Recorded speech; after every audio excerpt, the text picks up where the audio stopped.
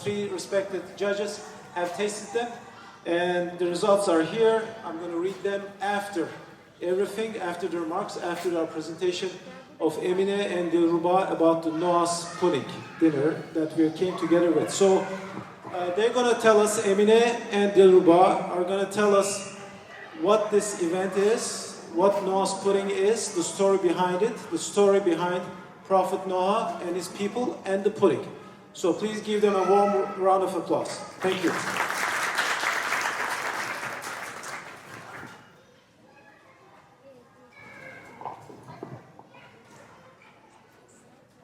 Hello everyone, and welcome to Pacifica Institute's annual Noah's Dinner. So it is so great to see all of you, and as Mr. Attila said, it is my pleasure to let you guys know about the story of Noah's pudding along with my friend Emine. As Dilruba said, we will be sharing a very special story with you about unity and togetherness. We're just going to introduce you to the story, and it's a story about unity and togetherness, and we're really glad you're all here today. Yes, so let us get started. So the story of Noah's pudding, first to explain this, we have to give you guys background on Noah's Ark and exactly what took place during this time. So Prophet Noah was in charge of a group of people and was given a message from God to enlighten them, right? And despite his best efforts, he basically failed to reach everyone, and he couldn't convince everyone to basically believe in his message. Eventually, God warned Noah of a flood that was going to come, a disaster that was going to befall the people. So he told him to build a ship and basically take all the believers onto it. Despite Prophet Noah's best efforts, many of his people remained on land. And so when disaster struck, they were washed away. Right, and this is exactly where Prophet Noah's pudding comes into play, and this is where the story begins. So Prophet Noah on this ship, as many of you probably have heard this story before, is told to bring a female and male of each animal, and of course as many people as he can gather onto this ark. And eventually they run out of food because there's so many people and they weren't prepared to be on the boat for so long that they run out of food, and they're in a hopeless situation because they're about to starve and there's no food left. So Prophet Noah advised everyone to gather whatever they had left because they had bits and pieces of different ingredients that like wheat, beans, and seeds, and told them to bring them all together so they can make one large pot of food basically to feed everybody. And in the end, they cooked it in a giant pot and created the world's first dessert. This is what we call Noah's pudding. Right, and from this story, we have three messages that we wanted to share with you that we think applies to us as people today. So the first of these messages is the fact that being together, togetherness, and unifying together creates solutions that are not possible unless we work together. So today we have various problems on our earth, such as climate change, poverty, homelessness, hunger. These are solutions, these are problems we cannot find solutions to as single individuals or as single nations, but are problems we have to address as humanity, as people of earth.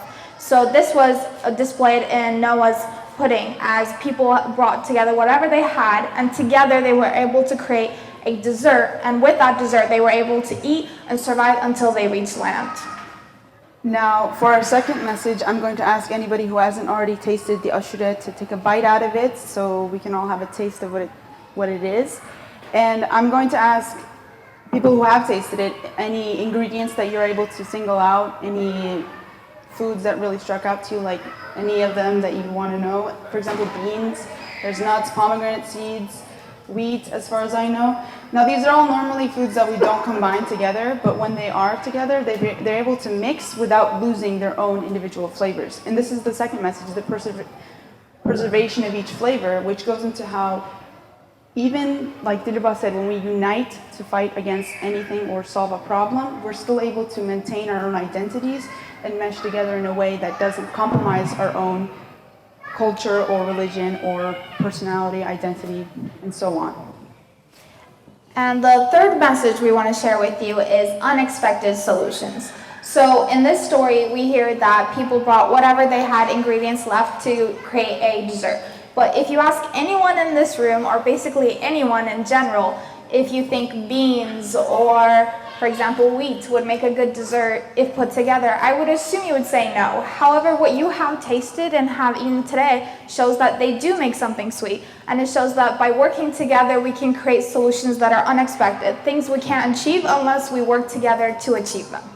And in conclusion, as explained in the story and its messages, we have to collaborate to solve these problems that are all over the world, in our own communities or in our countries or even worldwide.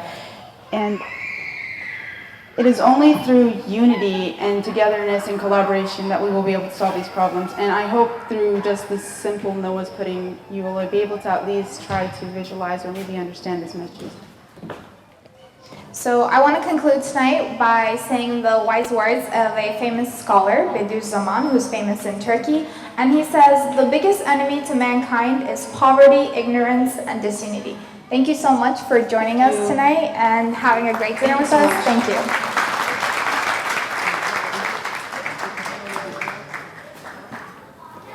All right, so we have 6 prizes, like 1, 2, 3, 4, 5, 6. I'll start from the last. Is that okay? All right. Not last but least, the thing is, all of the contestants did a very fine job of coming here, have the courage of coming here and then presenting their ashures. To us, it's all good. To us, it's all really good. But there are some kind of slight differences. The judges kind of measured them in terms of viscosity, the texture, plus the visuality, and plus the taste, of course. So with that in mind, let me see who's... So we had the contestant A, contestant B, contestant C, D, E, and F. Now with that I start. Contestant D, Mücella Oral. Is he here? Mücella Oral.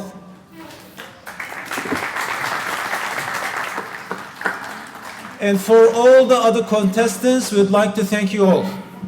And also for the judges, we'd like to give a small gift from Cengiz abi's sponsorship. Thank you, Cengiz. All right, guys, now we've come to the end of this program. Thank you again. We all have a common humanity, and that is a message that we desperately need in our world today. I know that there are a number of the Gulen folk that here this evening who have suffered personally with the current situation in Turkey. And we know a number of them. Every one of them that we know and have talked with has exhibited such a, I would say, a godly attitude about the suffering and the events that have happened. Some of them suffering in prison or difficulties in travel, etc., persecution. And a couple years ago, I had the privilege of meeting Mr. Gulen himself in Pennsylvania. And I wanted to share with him, and I would say this, as I met him and observed him, spent a whole day just watching him, I realized that he carried the suffering of his people on his own shoulders. But he also spent hours and hours each day in prayer. And I shared with him, I said, I want to tell you that my personal understanding is that the difficulties your people are facing today is not just a political issue. It is a spiritual issue. And your people and how they are exhibiting a character, a godly character under suffering, are a witness to actually God's character. And I said, this suffering that your people are having at this time is part of a larger conflict. It's not just a political battle between entities. It is a larger battle between good and evil. And as each of us, when we are faced with these kinds of difficulties, As we exhibit patience, as we exhibit understanding, we exhibit and we give witness to the God that we serve. And your people, the people of the Gulen movement, are admirable in their witness to the God that they serve. And I just want to reinforce that and say thank you, not just for the social events, as good as these are in understanding, but for the larger witness that your people are giving in a troubled world that we need to take note of. So thank you very much.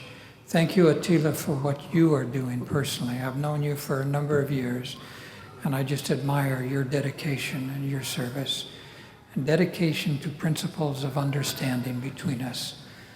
And I consider you a brother in faith. Thank you very much. Thank you. Me with the same feelings. Gerald, thanks so much. Thank you for this beautiful verse. Now with that, we have John, who'd like to say a few words maybe. Thanks again, Dr. Whitehouse, for these beautiful words. We've known each other for many years, and God be with the witness. I also take him as a brother, as a big brother. Thank you. John? Well, Attila, thank you very much for inviting me tonight.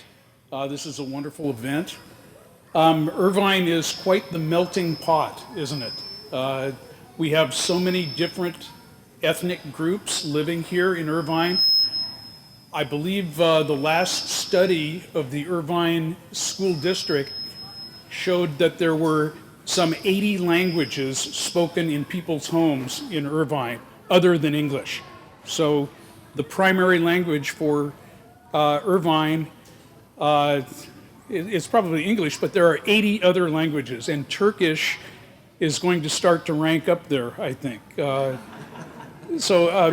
My reflections on tonight are, we are really seeing the Turkish community moving into Irvine and becoming part of this community and this culture, and it's changing because of the people who live here. This event, this is the first Noah's Pudding dinner I've ever been to, but I will come again, I hope, if I'm invited. This is a wonderful event, and I think we can all look back at the story of Noah, and when they landed in that big boat with all the animals, they became that was the human population, and everybody came from there, and all the different cultures and languages spread out from that point, and I think they're all coming back together here in Irvine. So I love the idea of having a competition of the puddings. That's a very American thing, to have a competition. I think it's also a Turkish thing. I'm going to volunteer right now to be a judge for the baklava competition.